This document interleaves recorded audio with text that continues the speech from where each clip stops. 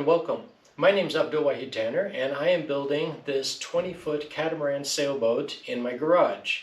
And in this episode, I'm going to show you a major modification to the build process by cutting off the bulkheads and making it flat here so that we can turn these hulls upside down for the final fairing and finishing of the outside of the hulls. Alright, so let me show you everything involved. It's time to cut the bulkheads off at the shear line, and you might be wondering where that is. And that is right here, level with the edge of the outside hull, right where the hull transitions from going straight up and down to slightly curved for the cabin sides. Now, I have the lines marked on this hull, and it comes right up to that corner. So I'm going to mark a similar line on the hull that's standing up and then cut that off. I think it's going to be easier to cut these bulkheads off when the hulls are standing up.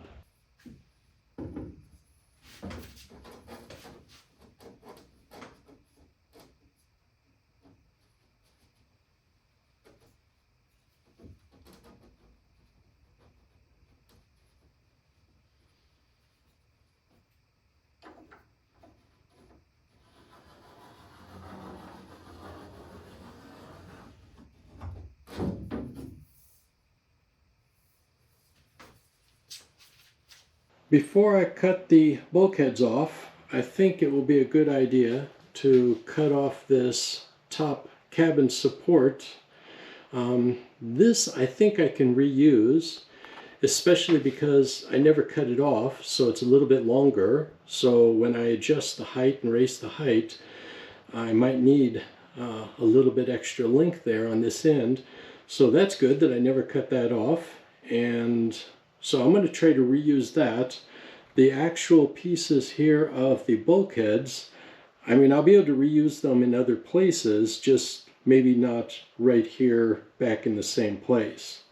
So, okay, I'm going to cut this top cabin support off first and then cut the bulkheads off.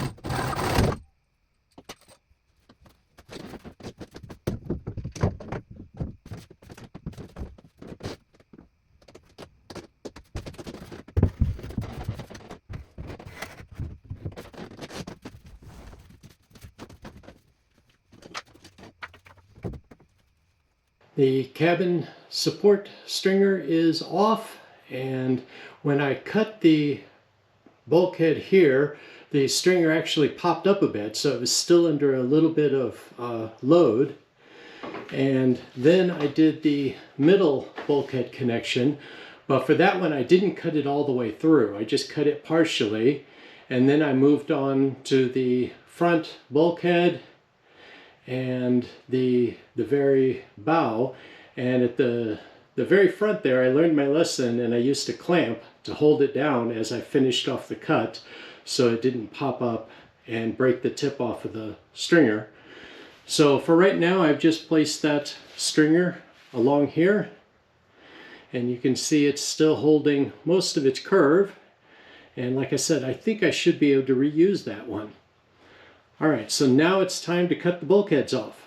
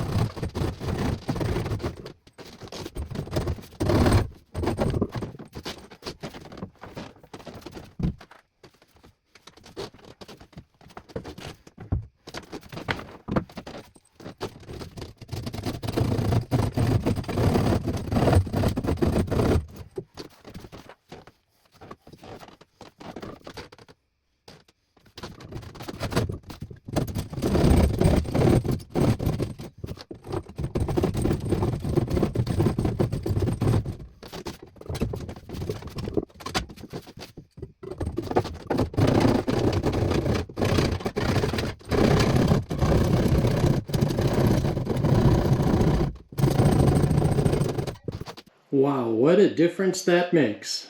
The hull is now flat at the top, so it's ready to be turned upside down so that I can get to both sides and the bottom at the same time. But yeah, it's very different now.